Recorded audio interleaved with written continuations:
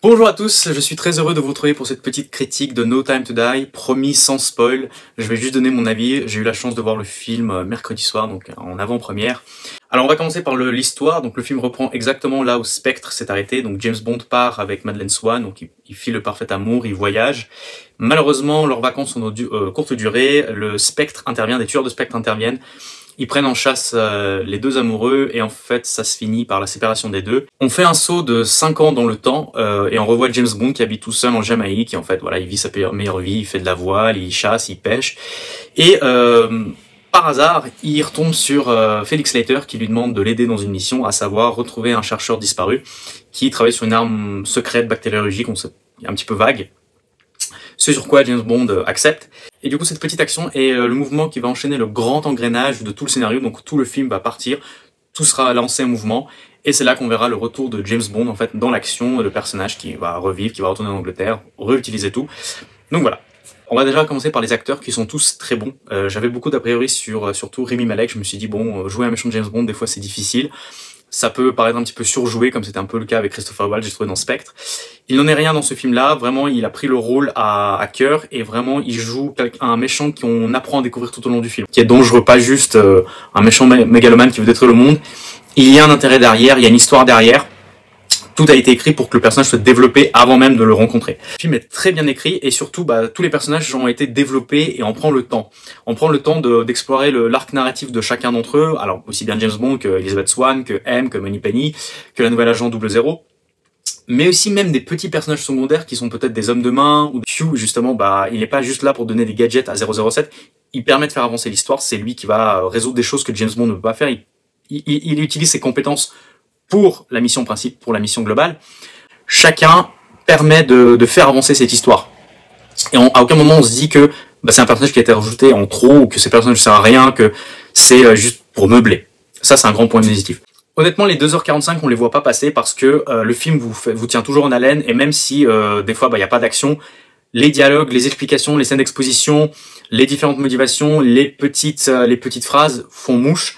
Soit c'est des scènes un peu d'humour, alors comme toujours chez James Bond, ça vous amuse mais ça vous ne fait pas rire, ce qui fait que voilà, on reste toujours dans ce ton un peu anglais, un peu cynique.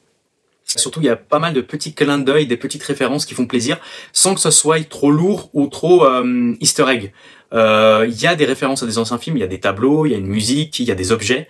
C'est assez discret, ça fait plaisir, ça vous fait un petit peu voyager, c'est très nostalgique, mais sans pour autant tomber dans un pur fan service. Vraiment, seuls les connaisseurs vont le remarquer.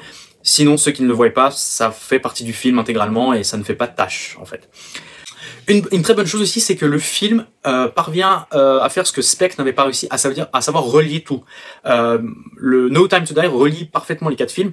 Et en fait, vous savez qu'autant entre Casino Royale et Quantum of Solace, on avait un lien direct, les 2 films se suivaient. On avait Skyfall qui était presque un stand-alone, je veux dire, c'est presque une aventure solo de James Bond. Et Spectre qui essayait tant bien que mal de tout relier avec cette histoire de Spectre, d'agent double. No Time to Die relie parfaitement les 4 films entre eux. Et vraiment, ça fait plaisir parce que tous les arcs se terminent, tout est expliqué, tout est exposé, et en fait on n'a pas cette impression que tout était fait un petit peu à tire-larigot ou au chausse-pied pour caser tout. Au niveau de la musique, c'était presque une évidence que Hans Zimmer un jour ou l'autre écrive le thème de James Bond, et honnêtement il a fait du très bon travail. Si vous êtes fan du travail de Hans Zimmer, vous allez retrouver les thèmes qui reviennent souvent, les cuivres, tout ce côté un petit peu majestueux, un peu hippique. Visuellement, le film est très beau. Vraiment, il y a une très belle direction de photo, et surtout au niveau de l'étonnage des couleurs. J'ai un peu regretté dans Skyfall et Spectre où les couleurs étaient un petit peu ternes, il y avait un sort de filtre, surtout dans Spectre, un peu un filtre blockbuster qui fait que le film était un peu gris. Et ça différencie un petit peu par rapport à un film comme Casino Royale qui était un film très clair, très coloré, vraiment on voyait bien les choses. Ici on revient à ce ton-là et quand les personnages voyagent, la couleur est étalonnée par rapport au lieu où ils visitent. Donc quand ils sont au tout début à Matera, c'est très coloré, il y a beaucoup de beige mais les couleurs sont vives, sont écarlates. Quand ils sont dans une course-poursuite en forêt, les couleurs sont un petit peu plus grises, grisâtres, mais on arrive à lire la scène, et surtout les personnages sont déteints par rapport au reste du film. Quand ils sont en forêt, le personnage n'est pas habillé en noir sur un fond vert, c'est vraiment un personnage qui est habillé en beige sur un fond vert, ce qui fait que toute l'action est facile à lire. Et c'est l'une des choses qu'on aurait pu reprocher à un film comme Quantum of Solace, où tout est un petit peu, s'enchaînait beaucoup trop rapidement, tout est trop brusque. Et là, vous avez un film qui se lit facilement, visuellement, on voit ce qui se passe, on comprend ce qui se passe, il prend le temps d'exposer les choses. Enfin, je vais rentrer dans la dernière partie, et Le film est vraiment anti-culture woke. C'est vraiment, une fois que vous avez vu le film, vous dites mais waouh, comment est-ce qu'on peut se faire un film comme ça en 2021? Et en vrai, ça fait énormément plaisir.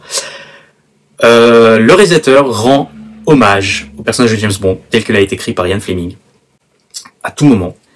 Et surtout que quand on commence le film, on se dit mais en fait c'est un film qui est vraiment moderne en 2021. Vous avez des personnages féminins forts, vous avez ce personnage de 007 qui a repris le matricule de 007, joué par Lyncha Lint, qui justement est une femme forte, indépendante, en plus elle est de couleur, en plus elle le fait bien savoir à James Bond tout au long du film. Vous avez le personnage de Félix qu'on a rencontré dans Casino Royale, de Ana de Armas, vous avez Q qui, un peu dans le film, on suggère qu'il a une relation avec un autre homme. Et vous avez tous ces personnages autour de lui qui sont vraiment typiquement 2021, vraiment, on a une forte diversité. Et dès que James Bond arrive, tout ça disparaît pour faire place à James Bond. Dans les premières actions, dès qu'il y a un personnage, dès que James Bond interagit avec un personnage, on comprend qui est James Bond. On comprend qu'il est irremplaçable. Au début, James Bond subit un peu l'action, et dès qu'il se met en mouvement, dès qu'il entreprend les choses, tout change. Et en fait, tous les autres personnages ne font que de faire de la figuration autour de lui. On sent que c'est lui qui prend en main, c'est lui le pilier central du film, c'est lui qui porte tout. Et ça rejoint parfaitement ce que a dit Daniel Craig, on lui a posé la question, est-ce que James Bond pourrait être une femme, est-ce qu'on pourrait remplacer l'acteur? On le voit que non, en fait. On voit que non, parce que le film fonctionne parfaitement bien, que ce personnage qui a été créé dans les années 60, qui a ses propres caractéristiques, même s'il a su évoluer avec le temps, reste fonctionnel, il fonctionne même en 2021, même avec toute la nouvelle culture à droite à gauche qu'on peut voir, toutes les minorités qu'on veut intégrer ou faire briller dans les films. James Bond reste James Bond et il est irremplaçable. Vous pouvez faire des choses à côté, vous pouvez mettre d'autres personnages, mais même dans scénaristiquement, on voit que le film fait en sorte que les autres, ils vivent grâce à lui, que sans lui, le film n'avance pas. À la question, est-ce que James Bond peut être un autre personnage gay, ou noir, ou ça peut être une femme, ou queer? La réponse est tout simplement non, en fait. Le film le montre parfaitement bien. Si vous voulez faire quelque chose d'autre que James Bond, ou modifier le personnage de James Bond, créez un nouveau personnage, développez-le, écrivez-le bien, et ça vous montrera que oui, on peut le faire. Personnellement, je trouve que le film a bien fait d'attendre, en fait. Honnêtement, il serait sorti en 2018, il aurait simplement été noyé par tout ce flux de blockbusters. Et là, il sort à un moment où le cinéma reprend un petit peu, on reprend un peu une vie courante, on est dans une situation post-Covid déjà.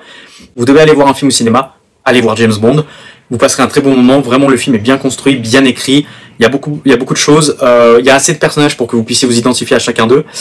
Ça offre une très belle fin pour l'ère Craig, vraiment le film se finit sur une sorte d'ouverture centrale.